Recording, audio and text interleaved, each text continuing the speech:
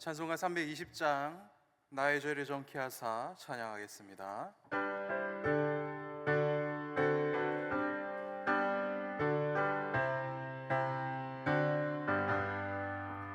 나의 죄를 정케 하사 주의 일꾼 삼으신 그새 주의 너희 웬 사랑 항상 찬송합니다. 나를 일꾼 삼으신 주 계신 능력 주시고 언제든지 주 뜻대로 사용하여 주소서. 내게 부어 주시려고 은혜 예비하신 주 주의 은혜 채워주사 능력 있게 하소서. 나를 일꾼 삼으신 주 계신 능력 주시고 언제든지 주 뜻대로 사용하여 주소서. 죄의 짐을 풀어주신 주의 능력 크도다. 나를 피로 사신 예수 내 맘속에 오소서. 나를 일꾼 삼으신 주 계신 능력 주시고 언제든지 주 뜻대로 사용하여 주소서. 주여 내게 성령으로 충만하게 채우사 생명수가 강물처럼 흐르게 하옵소서. 나를 일꾼 삼으신 주 계신 능력 주시고 언제든지 주 뜻대로 사용하여 주소서.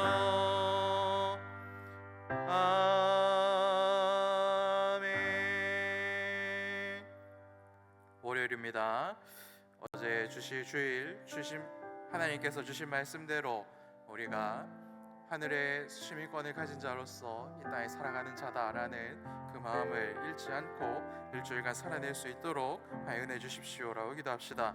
그리고 영혼 구원하여 제자 삼는 교회가 우리 울산시민교회 될 수 있도록 은혜 베풀어 주시고 그 일을 위하여서 하나님 나를 부르시고 나를 사용하여 주십시오 이렇게 기도합시다. 마지막으로 진행 중인 리버들링 위하여서 또한 기도합시다. 우리 같이 기도하겠습니다. 살리신 하나님 감사합니다. 오늘 귀한 월요일 저희들에게 허락하시고 이곳에 나와 기도함으로 하나님께 말씀 들음으로 시작할 수 있는 은혜 베풀어 주시니 감사합니다. 우리 어제 하나님께서 이 강단에서 아름다운 말씀을 선포하여 주셨습니다.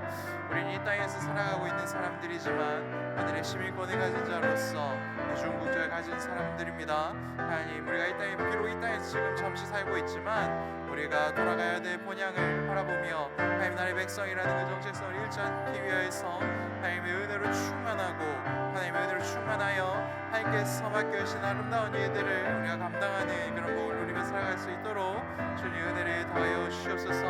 하나님께서 이곳에 교회를 세우시고 정말 영혼 구원하여 제자 삼는 일을 우리 교회에 맡겨주셨습니다. 우리 교회가 그 일에 집중하는 교회 될 수 있도록 은혜를 더하여 주시옵소서. 그리고 그 일을 위하여서 하나님 나를 부르시고 나의 이름 부르시고 나에게 아름다운 사역들 맡겨주셔서 정말 내가 영혼 구원하는 일에 그리고 제자 삼는 일에 정말 최우선성으로 최우선 가장 앞에 서서 달려갈 수 있도록 주의 은혜를 더하여 주시옵소서. 하나님께서 알려주시고 하나님께서 가르치는 곳으로 달려갈 수 있는 함께 달려갈 수 있는 복을 우리 우리 모두가 누릴 수 있도록 주님 은혜를 베풀어 주시고 그 은혜 가운데 잠길 수 있도록 주님 역사하여 주시옵소서. 하나님께서 주신 은혜와 사랑으로 일주일 살아낼 수 있는 힘을 어제 주신 말씀을 통하여서 얻기로 합니다. 주님 크신 은혜로 채우시고 능력을 더하여 주시옵소서.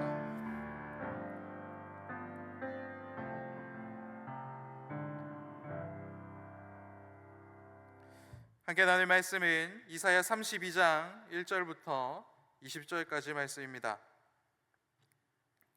이사야 32장 1절부터 20절까지의 말씀을 교독하도록 하겠습니다.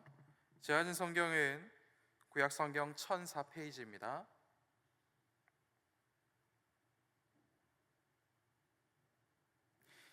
보라, 장차 한 왕이 공의로 통치할 것이요 방백들이 정의로 다스릴 것이며 광풍을 피하는 곳 보그를 기다릴 같을 것이며 마른 땅이 냇물 같을 것이며 곤비한 땅이 큰 바위 그늘 같으리니 보는 자의 눈이 감기지 아니할 것이요 듣는 자가 귀를 기울일 것이며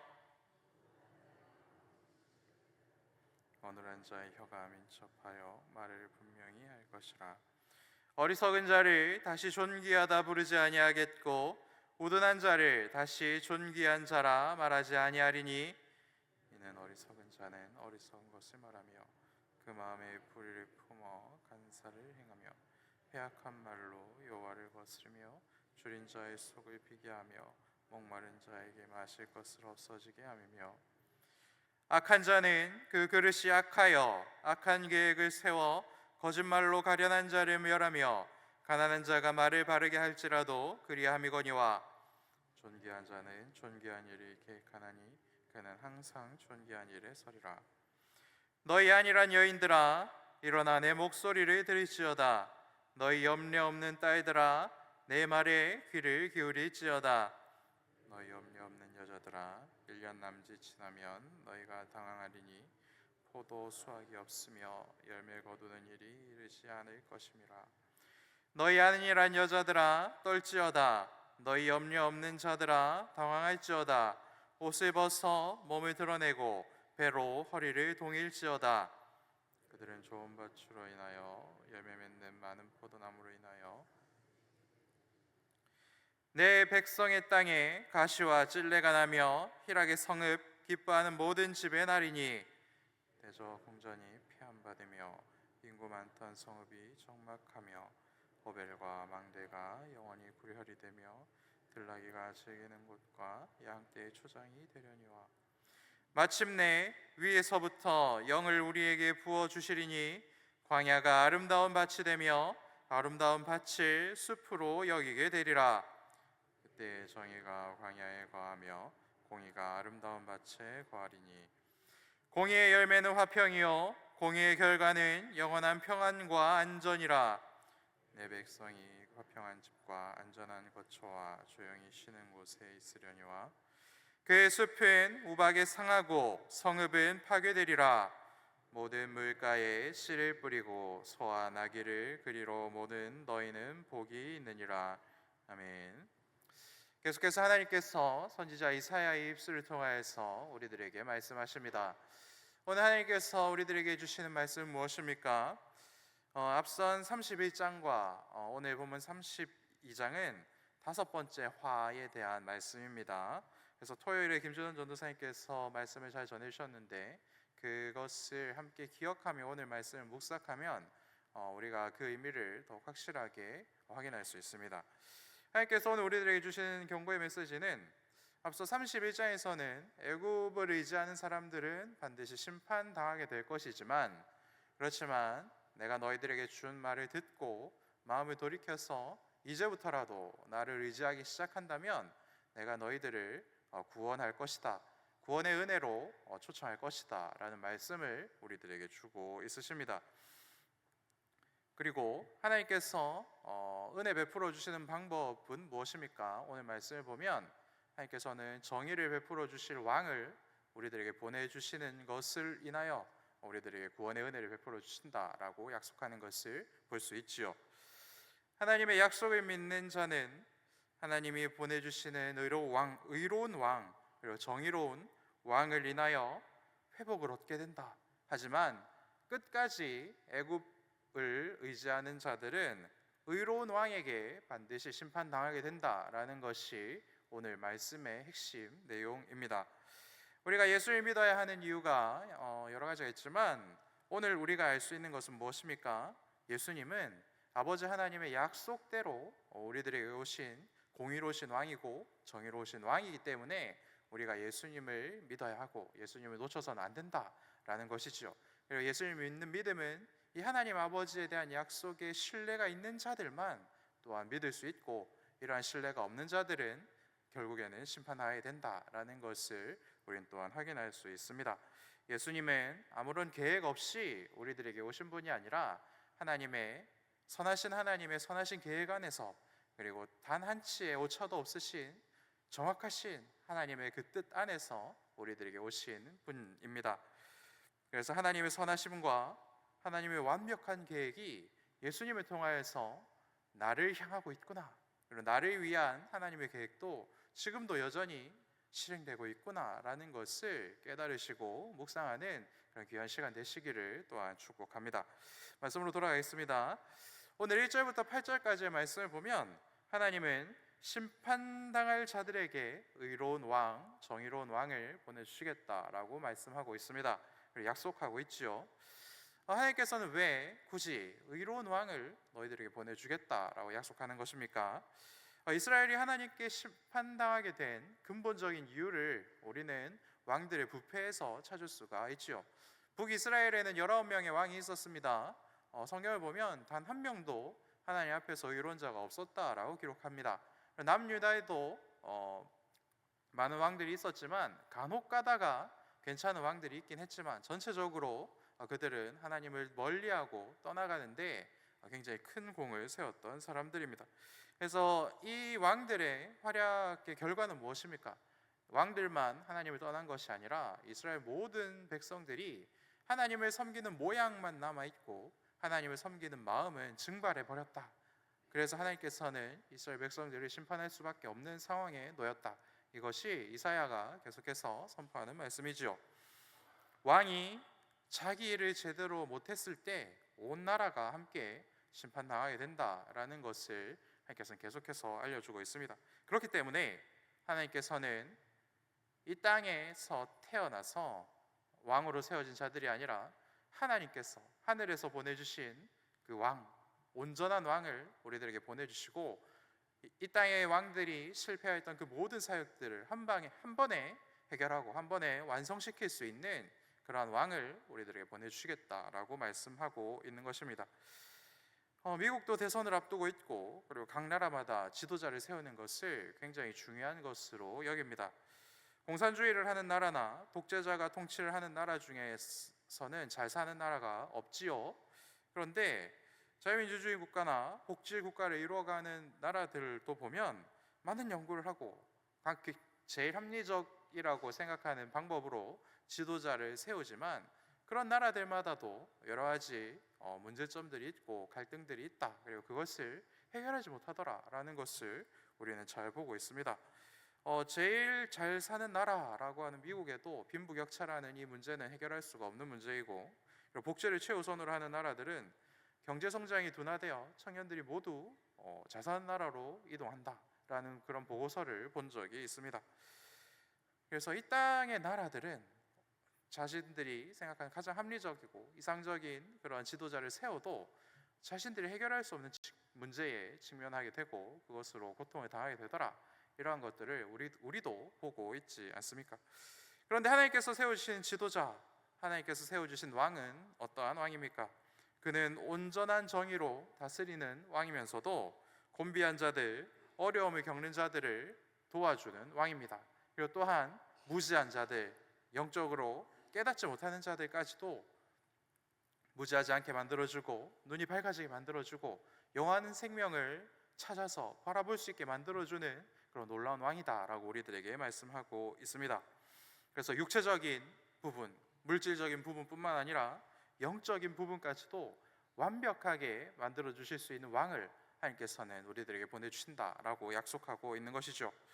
여러분, 부자이면서 성품도 좋은데 건강하기까지 하고 신앙생활까지 잘하는 사람, 이런 사람이 있으면 우리는 마음으로 어떻습니까? 좀 멀리 하고 싶은 그런 생각이 들지 않습니까? 그리고 그런 사람이 없어야지 라는 생각들이 뭔가 꼬여있는 우리 마음속에는 있지 않습니까?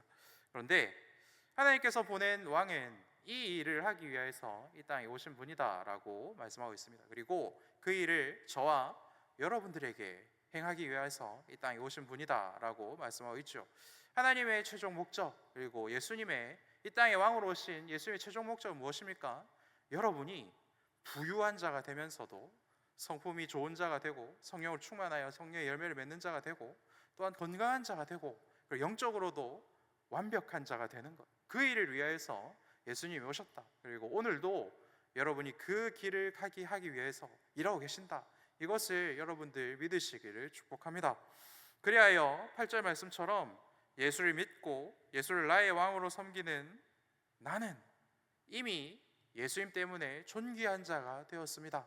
내가 이 세상에서 물질이 많아서 존귀한 자가 아니라, 내가 이 세상에서 건강을 누리는 자이기 때문에 건강한 자가 아니라, 예수께서 나의 왕이 되어주셨으니 예수님께서 나를 존귀한 자로 말씀해 주셨고, 그렇기 때문에 내가 존귀한 자가 되었습니다라고 고백할 수 있는 믿음이 저와 여러분들에게 충만하기를 소망합니다. 하나님께서 하시는 존귀한 일, 그러면 하나님께서 하시는 존귀한 일은 어떠한 일이 있습니까?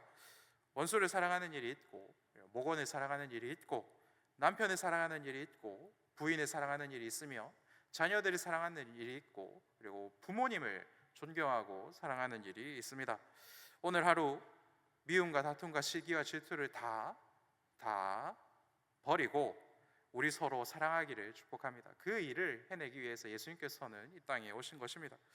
이 말씀을 가볍게 듣는 자, 안일하게 듣는 사람들은 최종적으로 어떠한 일을 당하게 된다라고 말씀하십니까? 9절에서 14절 말씀을 보면 공의로운 왕께서 반드시 그런 자들을 심판하신다 말씀하고 있습니다. 9절 말씀을 보면 안일한 여인, 그리고 염려 없는 딸, 이러한 사람들은 하나님께서 반드시 심판하신다라고 말씀하고 있지요. 인간관계를 참 잘하는 사람들은 매력을 가지고 있는 사람들이지요. 그 중에 가장 빛나는 매력은 상대방의 말을 잘 듣는 그러한 능력입니다. 대화 시간에 집중하고 그리고 그 사람이 하는 맥락을 잘 파악해서 그 사람의 마음과 진심이 어떠한지를 잘 캐치한 다음에 그 사람의 상황에 맞게 말도 할 줄 알고 행동도 할 줄 알고 표정도 지을 줄 압니다. 이것을 우리는 배려라고 하지요.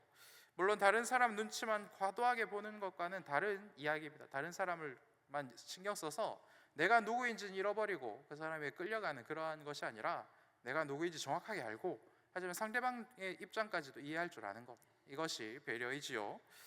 하나님의 말씀에 집중하는 사람은 안일하지 않은 사람입니다. 하나님의 말씀을 듣고 순종하는 사람은 염려 없는 여인 같은 사람이 아닌 것이지요. 하나님께 순종하는 사람이 다른 사람을 배려할 수도 있고 하나님께 순종도 할 수 있는 것입니다. 우리 교회에서 배려를 제일 잘하는 사람 누구를 꼽을 수 있겠습니까? 바로 목자님들과 목녀님들을 꼽을 수 있겠지요. 놀라운 사실은 처음부터 목자다웠고 처음부터 목녀다웠던 사람은 없었다 하는 것입니다. 지금 보면 안 그래 보이는 분들도 처음에는 굉장히 큰 실수도 많이 하고 배려도 못하고 내 마음대로 행동하여서 상처를 많이 입혔던 분들입니다. 근데 그렇게 많은 실수를 하였기 때문에 지금 많은 배려를 할 수 있는 자로 성장할 수 있었던 것이죠. 많은 안일함이 있었기 때문에 지금은 안일함을 벗어버릴 수 있었고, 굉장히 많은 염려 없다는 것은 아무 생각이 없다라는 것이죠. 그런 것들이 있었기 때문에 지금은 많이 배려할 줄 아는 그런 능력을 가지게 된 것입니다. 사랑하는 여러분, 오늘 주신 말씀을 기억하며 모두 목자 목녀를 꿈꾸시고 목자 목녀가 되십시오. 하고 계신 분들은 더 열심히 하시고 이제 그만할 때가 되었다라고 생각하시는 분들은 아닙니다. 더 하셔야 됩니다. 그리고 목자 목녀라는 권유를 받은 것 같은데 조금만 시간을 주십시오 하셨던 분들, 시간이 없습니다. 지금 하셔야 이제 안일하지 않은 그런 인생이 될 수 있습니다. 하나님께 온전히 집중하고 순종하여 한 영혼에게 배려할 줄 아는 복을 누리기를 축복합니다. 하나님께서는 안일했던 인생들이 안일하지 않은 인생으로 변하게 만들기 위해서 우리를 단련시키고, 그리고 하나님께서 맡겨주신 아름다운 일들을 함께 해나가시기 원합니다. 우리 교회 안에서는 목자와 목녀라는 이름으로 그 일을 하고 계신 것이죠. 그것을 발견하시고 그 일에 도전하셔서 하나님께서 주시는 말씀에 순종할 줄 아는, 사람들을 배려할 줄 아는 그런 복을 누리는 저와 여러분들 되기를 축복합니다. 그래야 여러분들이 부자이면서 성품도 좋고 건강하면서 그리고 영적인 눈까지 밝아지는 그런 복을 누리게 되는 것입니다. 그런 복을 누리는, 그런 복을 사모하는 이 새벽 되기를 축복합니다. 기도하겠습니다. 예수님이 나의 왕이 되어주셔서 감사합니다. 예수님께 순종하여 나를 가장 귀한 자로, 존귀한 자로 만들어 가시는 그 은혜를 빠짐없이 누리는 복을 나에게도 주시옵소서. 성령 충만하기를 소망합니다. 성령으로 충만하여 하나님 말씀에 집중하고 사람에게는 배려할 줄 아는 하루를 살아낼 수 있도록 주님 나를 선하게 인도하여 주시옵소서. 이 모든 말씀 나의 주 예수님 이름으로 기도합니다. 아멘.